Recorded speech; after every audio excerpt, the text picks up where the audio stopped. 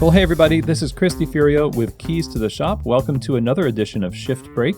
Today's episode is brought to you by the Ground Control Cyclops Brewer from Voga Coffee. Now, the Ground Control Brewer is a revolutionary piece of equipment. The SCA award-winning technology gives you such an incredible amount of control over an expansive range of flavors in your coffee that you've never tasted before.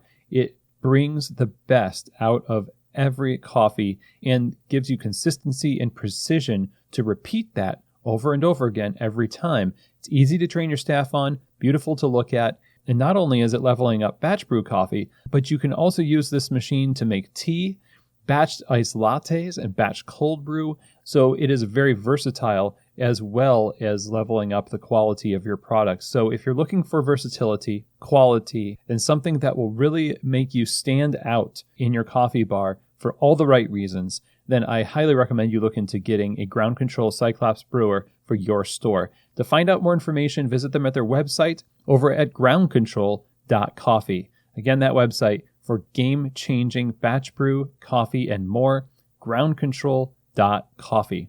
Today's episode is also brought to you by La Marzocco. They've been making espresso machines by hand in Florence since 1927. Starting in 2018, La Marzocco USA created a competition. It's called Crush the Rush, focused on testing speed, efficiency, and consistency of baristas. And one of the pieces of equipment that was highlighted in the competition was the KB90 machine, which introduced straight-in locking portafilters for improved speed and ergonomics. It has auto flush for increased cleanliness and built-in scales that improve consistency and flow. In this competition, in this machine, it's just one example of how La Marzocco operates. They grow with the industry, listen to the needs of the people using their equipment, and respond with innovative solutions. La Marzocco USA is available to help you get the right equipment for your shop. Just contact one of their sales directors by emailing info@lamarzocousa.com, and you can also go to their website over at lamarzocousa.com. Okay, everybody. Well, today I wanted to talk to you about something that happened to me the other day that I feel is kind of indicative of what is normal in a coffee bar related to ignoring customers. I think we know we're not supposed to ignore customers. I think we know that. But on some level, we justify it. And we figure that there's no real need for me to engage with this person. And whatever's going on inside our heads is one thing, but sometimes there's more at play. So let me tell you what happened. I was on a walk, not too far from my house, actually, here in Louisville, and I wanted to get a drink from this coffee bar. Now, it's not a coffee bar that I've ever spoken about. It's a coffee bar that's really not known for great quality in the city. So I wasn't expecting greatness. I was pretty sure I was not going to get greatness. I really just wanted, frankly, a bottle of water, and I bought coffee also just to, not just buy a bottle of water. I don't know. I just wanted to buy more than that. It felt weird just getting a bottle of water. So I got these two things.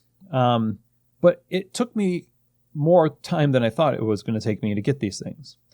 When I went in, they were all busy. The owner is there. Baristas are there. Everyone's got their headsets on because this place is also a drive-through.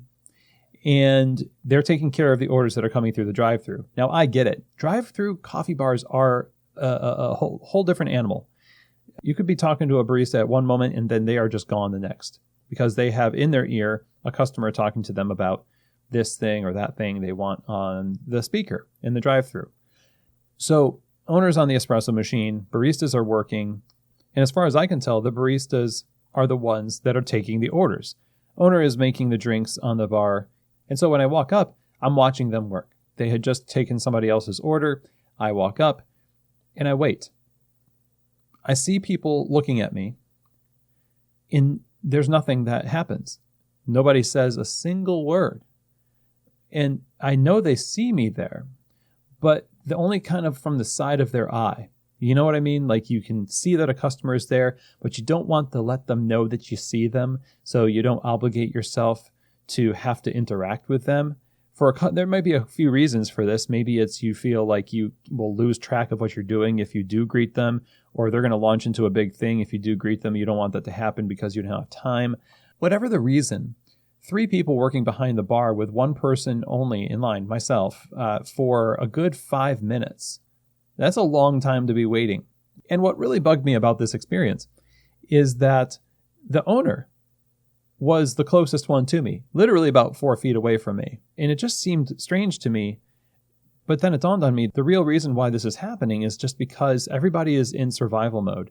Everybody is in this place where they are justified in not addressing me because the owner is not doing it. The owner is not saying hello or I'll be right with you or giving some kind of just a greeting that provides me with some anchor. And because of that, the others feel like they don't need to do it either. So finally, after all this time, one of the baristas very, nonchalantly, I would say in a very passive and disinterested way, said, what can we get you? And that I told them my order, got the order, and I waited for it. And it didn't take very long to get it. So that was great, it's a few minutes.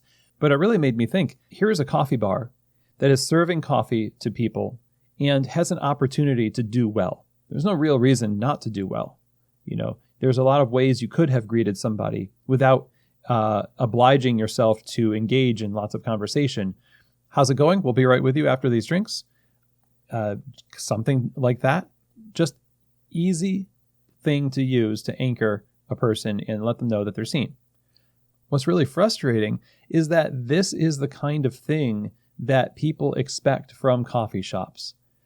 I think there are far more coffee shops like this out there than there are coffee shops who I would say, I'm hoping, are in the audience right now listening to this, that are engaged with their customers, who want to do a really good job, who want to interact with their customers. And yet the specter of passive, disinterested, disconnected, excuse-making, lazy, and ignoring kind of creeps up on us. It creeps up on us because we're all human and we all have that survival instinct. What makes the difference between a coffee bar like the one I experienced and the one that we aspire to be is intentionality, is thinking ahead of time and preparing ahead of time for the hardships of service and thinking, how am I going to handle hospitality when I am busy, when I don't feel like it? And really, I think that's what it boils down to. Can we do the right thing when we don't feel like doing the right thing? And the way that happens is when we plan it out. We have a strategy for it, recognizing that we're not perfect. We're not perfect. But this is the type of thing that I've seen from this place time and time again. I'd not been there in so long, but then here we are, back to the old ways, even after the pandemic.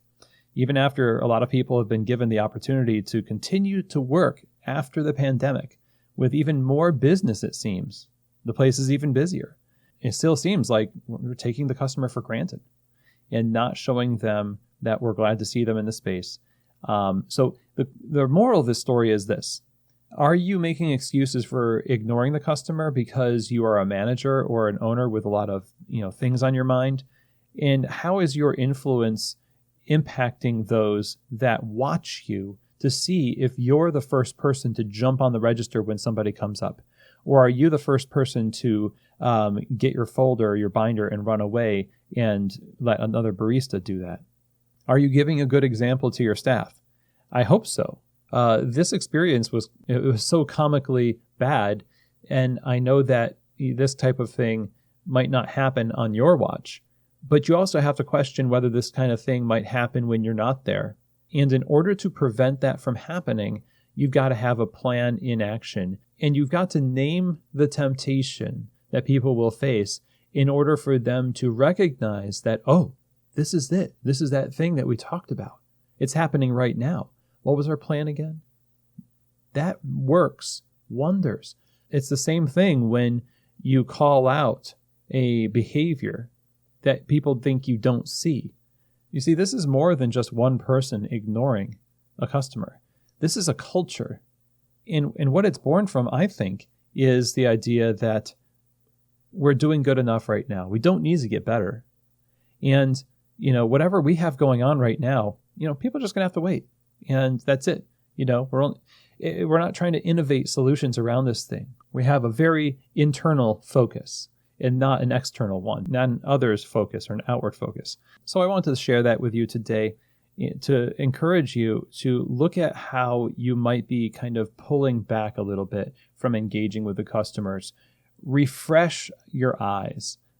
Get new eyes for what the customer is experiencing, because you know that the default mode is to become insular, to become inordinately focused on what's happening behind the bar and make excuses for why you might be lacking in service when you could be innovating solutions to provide service even in your busy times. So I hope that this episode was helpful for you. Thanks so much for taking the time to tune in today, and I will see you here next week on another edition of Shift Break. From keys to the shop.